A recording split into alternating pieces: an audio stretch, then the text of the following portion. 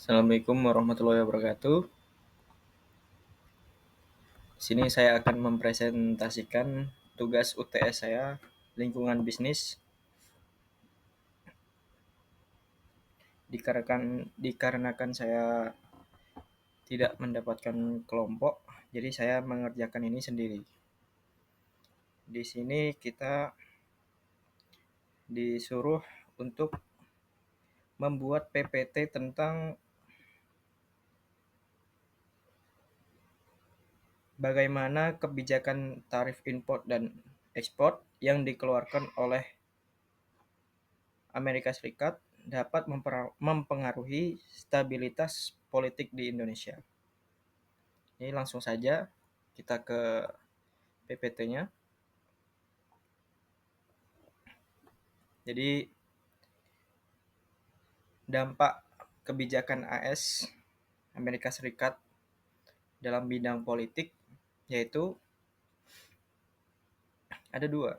Dampak kebijakan tarif AS terhadap stabilitas politik Indonesia seperti tekanan pada pemerintah Indonesia, polarisasi politik domestik, legitimasi pemerintah. Dan dampak tidak langsung yaitu realignment geopolitik, penguatan nasionalisme ekonomi. Selanjutnya, langkah yang dapat diambil Indonesia di bidang politik yaitu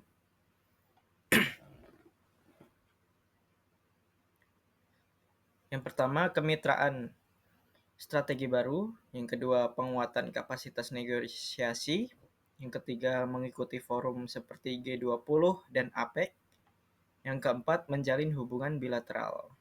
Jadi, langkah yang dapat diambil oleh pemerintah Indonesia yaitu meningkatkan kepolitikannya terhadap dunia. Ya, seperti itu. Yang selanjutnya, dampak kebijakan tarif AS dalam bidang ekonomi yaitu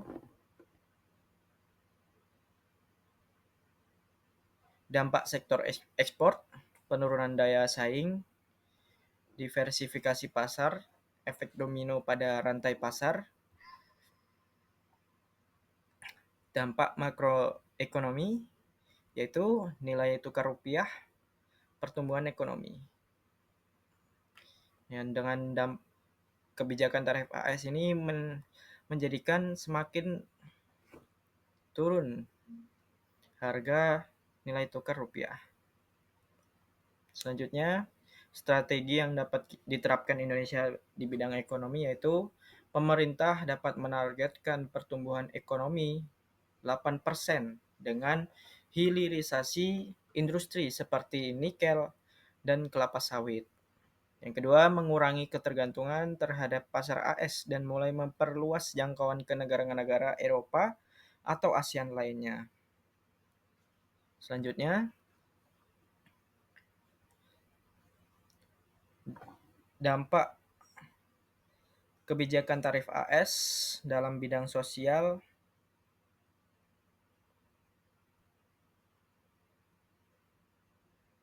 yaitu penurunan ekspor biaya bisa menyebabkan PHK. Yang kedua, dapat mengurangi lapangan kerja yang juga dapat mempengaruhi daya beli masyarakat. Yang ketiga, meningkatkan harga barang impor dan AS dapat memicu inflasi. Yang keempat, penurunan daya beli masyarakat akibat kombinasi inflasi dan pengangguran. Jadi dampaknya sosial yang terjadi akibat tarif AS yaitu dapat merugikan negara kita. Respon sosial yang diperlukan yaitu memperluas jaring pengaman sosial untuk pekerja terdampak. Kedua, meningkatkan kemampuan adaptasi tenaga kerja melalui pelatihan keterampilan baru. Ketiga, mendorong pengembangan UMKM sebagai penyerap tenaga kerja alternatif. Selanjutnya, teknologi. Dampak kebijakan tarif AS dalam bidang teknologi yaitu tarif bisa membuat import alat teknologi dan mesin jadi mahal, menghambat industri Indonesia untuk berinovasi. Yang kedua, dengan adanya tarif dapat mengaruhi harga barang impor di bidang teknologi, terutama dari AS yang memproduksi banyak chip-chip terkenal. Jadi Indonesia terkena dampak seperti biaya import semakin mahal, maka akibatnya menghambat industri Indonesia untuk berinovasi dan juga mempengaruhi harga barang impor. Langkah yang dapat diambil, pemerintah beri insentif pajak untuk R&D dan bangun kawasan teknologi seperti Silicon Valley Indonesia di BSD. Nah, itu hanya saran atau langkah yang dapat diambil. Yang kedua, Indonesia dapat melakukan kunjungan ke negara seperti Cina yang sudah sangat maju di sektor teknologi dan melakukan hubungan kerja sama dalam sektor teknologi. Selanjutnya, dalam bidang lingkungan, dampak pada industri. Kalau industri dipaksa menggenjot produksi tanpa dikontrol, maka bisa merusak lingkungan. Yang kedua, semakin luas lahan industri. Jadi, bisa-bisa industri seperti nikel, sawit, minyak, dan lain-lain terpaksa diperluas untuk menutupi kerugian yang dialami negara akibat kurangnya pendapatan di sektor ekspor. Cara mengatasi akibat dari dampak di sektor lingkungan yaitu Indonesia dapat mulai mempertimbangkan dampak dari pengambilan sumber daya alam yang berlebih dan tidak terkontrol. Ini menjadi lebih serius. Jadi Indonesia supaya lebih serius lagi dalam mempertimbangkan pengambilan sumber daya alam. Yang kedua, program energi baru terbarukan EBT. Indonesia punya potensi 400 GW baru dimanfaatkan 2%, kini sedang dibangun PLTS di Cirata, terbesar se-Asia Tenggara. Selanjutnya, dalam bidang legal atau hukum. Meninjau aspek hukum dari kebijakan tarif yang diterapkan oleh Amerika Serikat.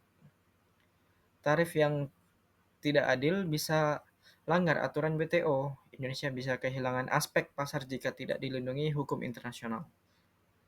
Langkah yang dapat diambil dalam hukum ini, pertama, Indonesia dapat mulai mempertimbangkan dampak dari pengambilan SDA yang berlebih dan tidak terkontrol ini menjadi lebih serius. Program energi baru terbarukan EBT, Indonesia punya potensi 400 GW baru dimanfaatkan 2%. Kini sedang dibangun PLTS di Cirata, terbesar se-Asia Tenggara. Sepertinya sama. Selanjutnya, kesimpulan presentasi. Jadi, kebijakan tarif Amerika Serikat berdampak luas terhadap Indonesia, mencakup aspek politik, ekonomi, sosial, teknologi, lingkungan, dan hukum. Kalau pastel. Dampak tersebut menimbulkan tantangan seperti penurunan ekspor, ketegangan diplomatik, gangguan ketenaga kerjaan, serta hambatan akses teknologi. Untuk meresponnya, Indonesia perlu menerapkan strategi yang bijak termasuk diplomasi aktif, penguatan industri, teknologi domestik, serta reformasi hukum perdagangan. Pendekatan ini penting untuk menjaga negara kita sekaligus memperkuat posisi Indonesia di dunia. Sekian presentasi dari saya. Terima kasih sudah mendengarkan. Ya, cukup.